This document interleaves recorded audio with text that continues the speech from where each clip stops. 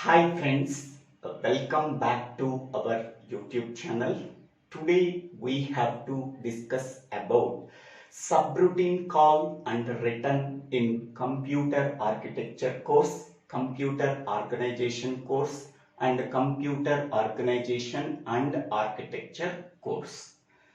A subroutine is nothing but a function in C programming. First of all, what is subroutine? A subroutine is a self-contained sequence of instructions that perform a given computational task. That means to perform a task, we require a set of instructions. The collection of set of instructions can be called as a subroutine. Whenever a subroutine may be called to perform its function at various points in the program. That means a subroutine can be called many times during the execution of a program to perform its function. Each time a subroutine is called, a branch is executed to the beginning of the subroutine and to start the executing of set of instructions. Once all the instructions in the subroutine completed its execution, again a branch is made back to the main program. Okay. Whatever I told, that can be explained in this example.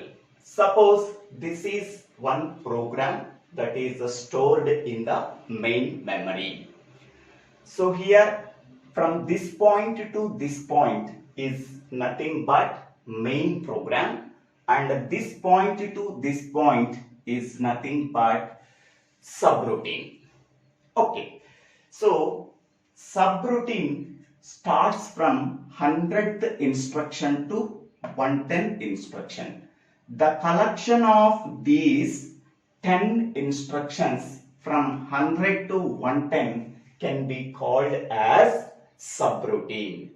These instructions are used for performing a given computational task. Next one. In the main program, a subroutine is called at instruction 4. That is, call subroutine A 100. Okay, this is called as instruction name. Call subroutine A. This is called as instruction name, and this is called as address. That address specifies the beginning of the subroutine. Okay. Subroutine is called at instruction 4. Whenever a subroutine is called at instruction 4 in the main program, the program control can be transferred from 4th instruction to 100th instruction. Once all the instructions in the subroutine from 100 to 110 instructions are successfully completed their execution, again the program control can be transferred from 110 to 5th instruction.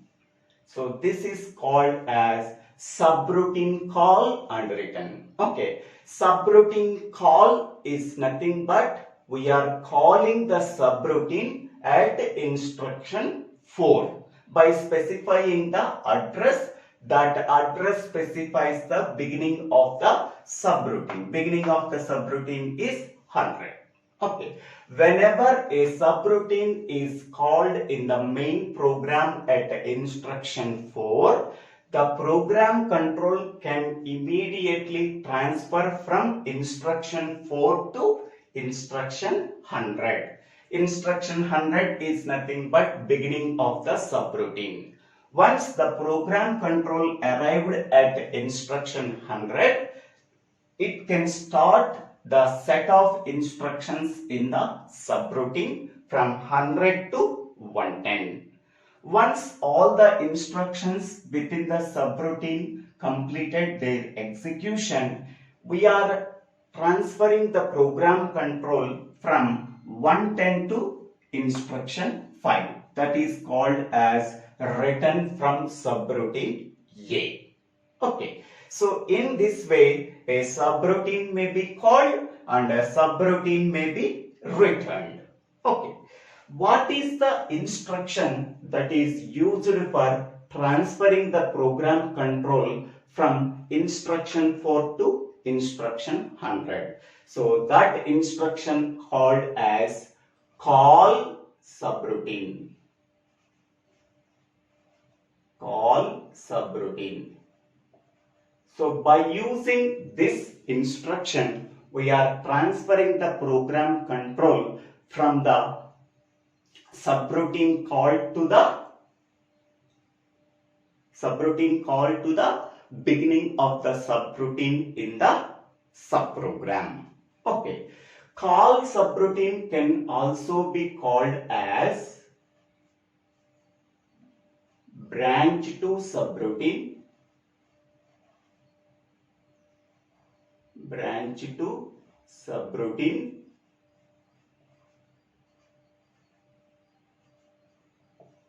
or jump to subroutine,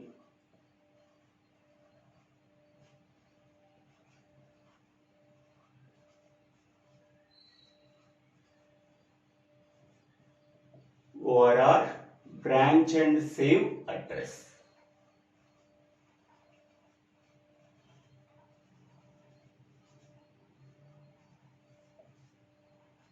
So these are the another names for call subroutine. Okay. Call subroutine can also be called as branch to subroutine or jump to subroutine or branch and save address. By using this instruction, we are transferring the program control from the main program to the beginning of the subroutine. Next one, a call subroutine instruction consists of an operation code together with an address that specifies the beginning of the subroutine. For example, operation code address. This is the syntax for call subroutine instruction.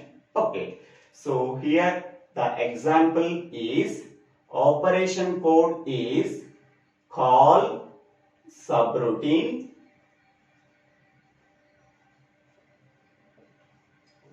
A, address is 100. Okay, here operation code is nothing but call subroutine A and address is nothing but 100. By using this instruction, we are transferring the program control from the current instruction to the beginning of the subroutine, that is address 100. So address 100 is nothing but beginning of the subroutine. Okay, so this is called as subroutine name. Okay, subroutine A is nothing but subroutine name. We are calling the subroutine name as subroutine A with address 100. Okay, so this is called as an instruction that is used for transferring the program control from the call subroutine instruction to the beginning of the subroutine at address 100. Okay, this instruction can be executed by performing two operations. The first operation is the content of program counter can be stored in a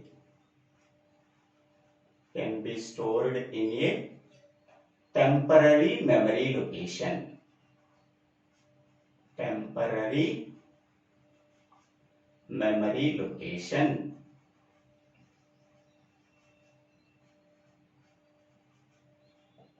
What is the meaning of this one?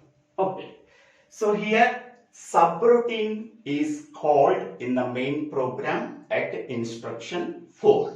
Now we are executing instruction 4. At that time, what is the content of PC? PC always contains the address of the next instruction in the program. While executing instruction 4, the content of PC is nothing but 5. While executing instruction 4, the content of PC is address of the next instruction. Address of the next instruction is 5. Okay. The content of PC is stored in a temporary memory location. Okay. What is the content of PC? So that is 5. This can be stored in a temporary memory location that is there in the memory stack. Okay. So now I am storing this instruction 5 address is 5 at 399 memory location in the memory stack. So next one, second point, transferring the program control. Transferring the program control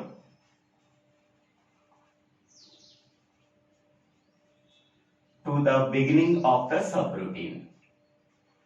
To the beginning of the subroutine.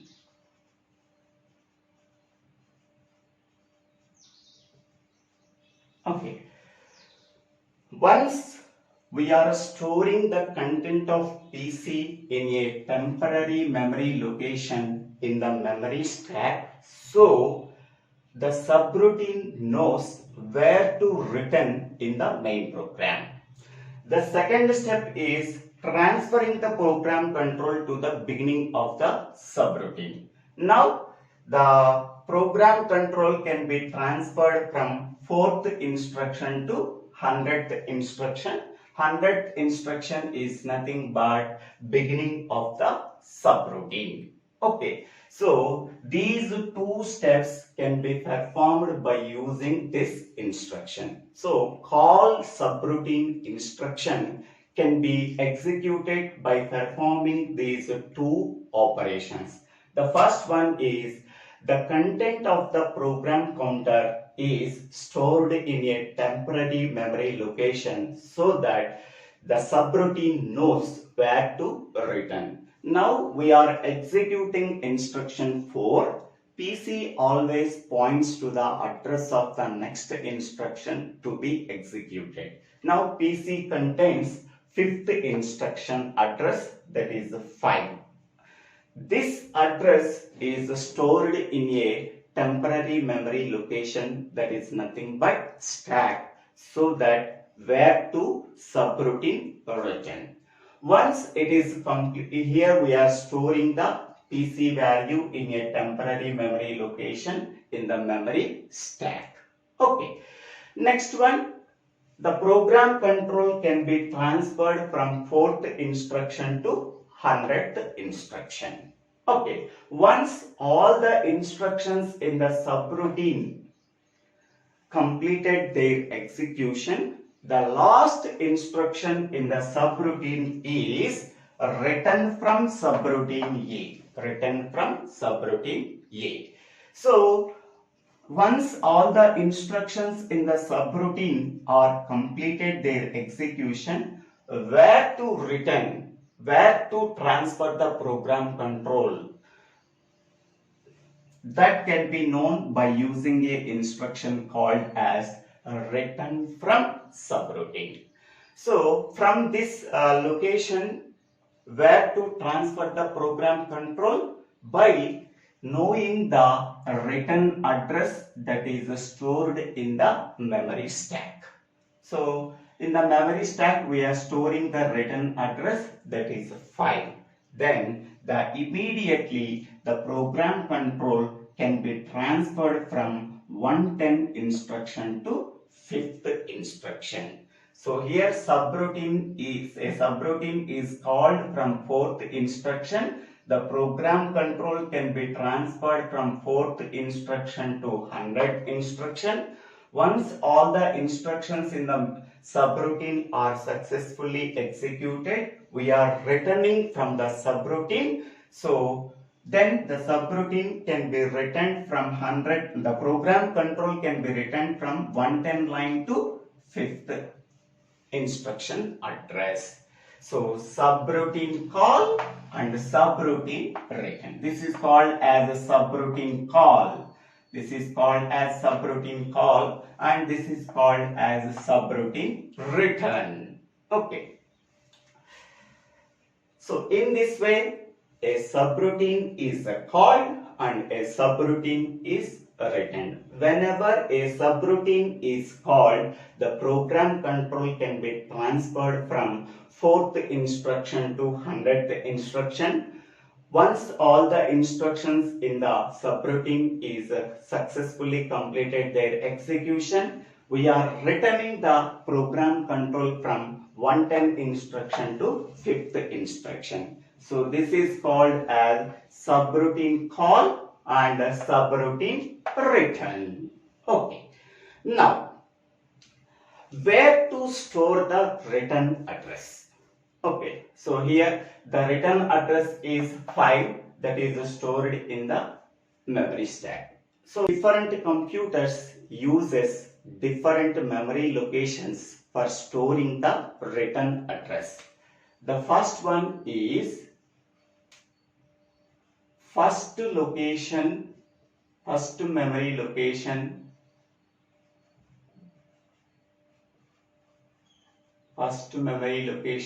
in the subroutine.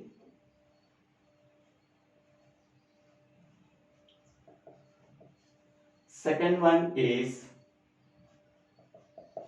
fixed memory location.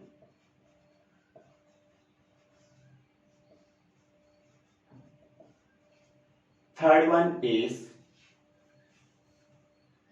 processor register.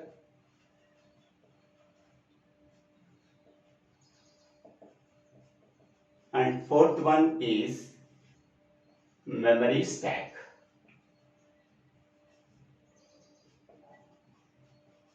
Okay, these are the 4 locations that are used for storing the return address. Okay, first one is first memory location in the subroutine. We have to use first memory location in the subroutine to store the return address.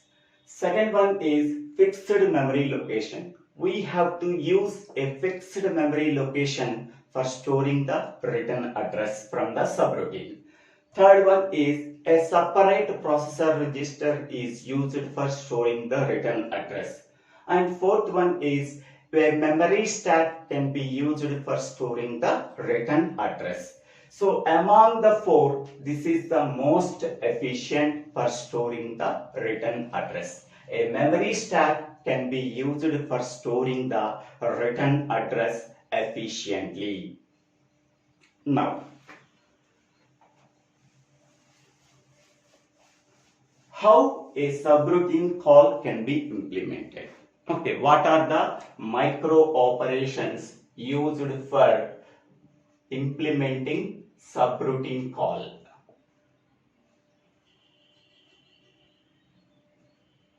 A subroutine call can be implemented by using the following micro operations. Okay, so here I am using memory stack for storing the return address. Okay, now observe this one. We are executing the instruction 4. While executing the instruction 4, the program counter PC always points to the address of the next instruction to be executed. Okay, what is the next instruction after 4? That is 5. Okay, its address is 5. Now PC contains the instruction 5. Okay, now this can be stored in a memory stack. Okay, so here we are storing this content of PC in a memory stack. Now here this is the memory stack. In the memory stack, the addresses are always there in decreasing order. The stack pointer always pointing to top of the stack. Its value is 400. Okay, now we are storing the PC value in a temporary memory location, that is 399. But the stack pointer pointing to the top of the stack. So here we are storing the content of PC, that is 5. So for that purpose, first we have to decrementing the stack pointer. So the first step is decrementing the stack pointer. SP is equal to SP minus 1. So that is nothing but decrementing stack pointer.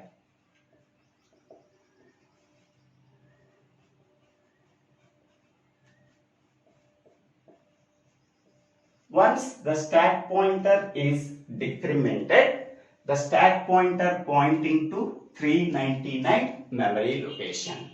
At that time, the content of PC can be transferred to the top of the memory stack.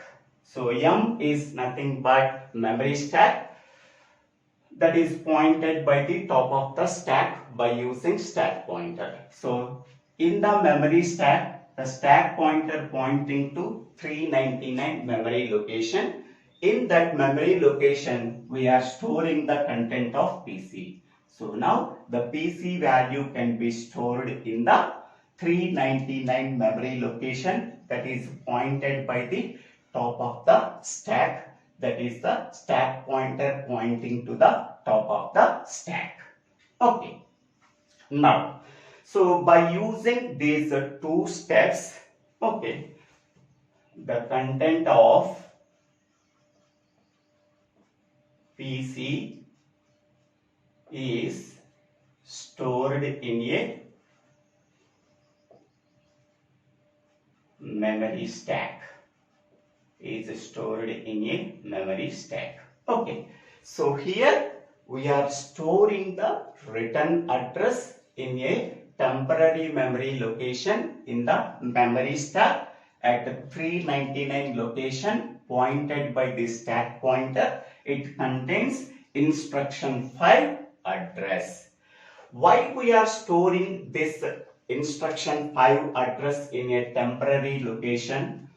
When we are transferring the program control from the current instruction 4 to 100 by calling the subroutine, after executing all the instructions in the subroutine, then we know where to return the program control from subroutine to main program. So this is 5. Return address is 5. Now, how a subroutine can be returned? Subroutine return can be implemented by using the following micro operations. Okay, so the first one is once all the instructions in the subroutine is executed, the last instruction in the subroutine is written from subroutine A. So that means we know where to return the program control from the subroutine A.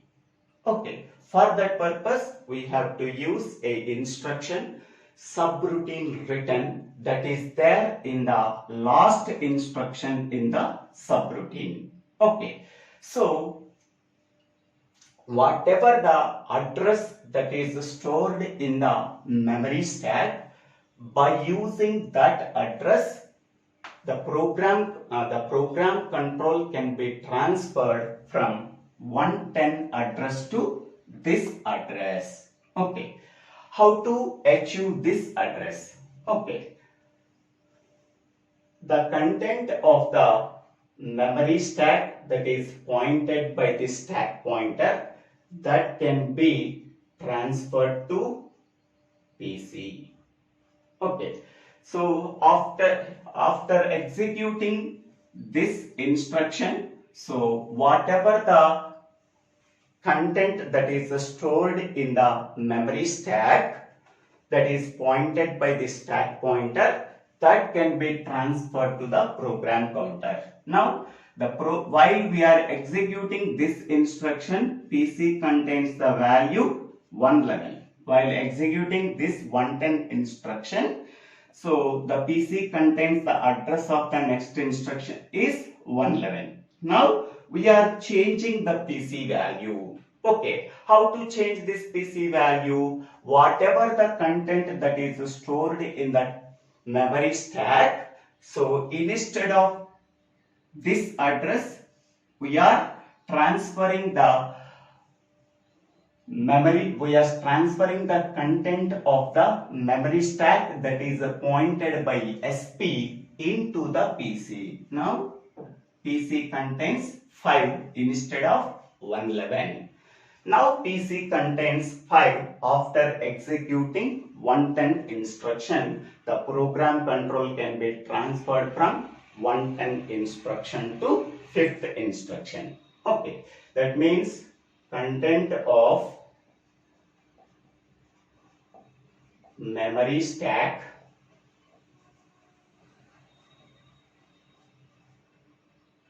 pointed by SP into PC.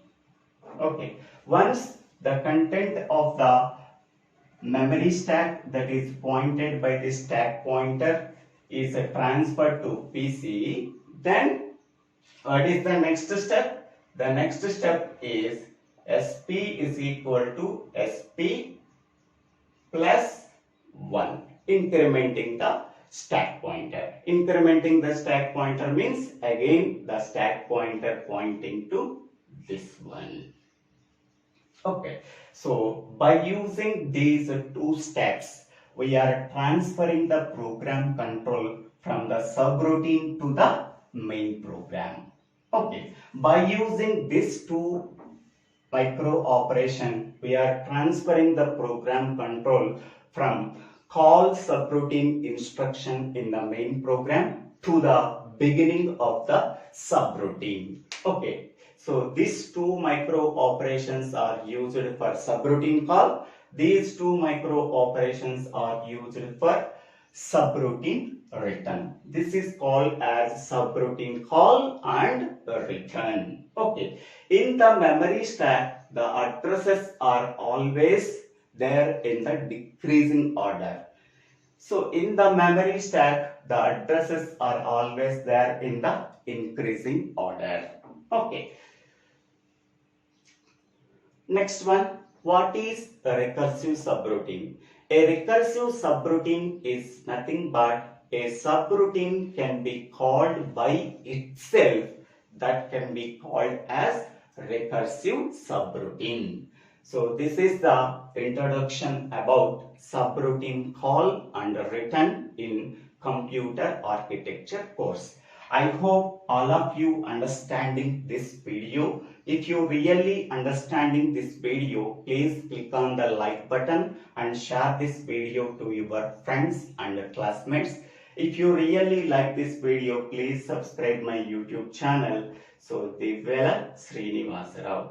After subscribing my YouTube channel, click on the bell icon to get the future updates in my YouTube channel. For better understanding of this course, go to this channel, go to the playlist called Computer Architecture or Computer Organization. Thank you one and all for watching this video.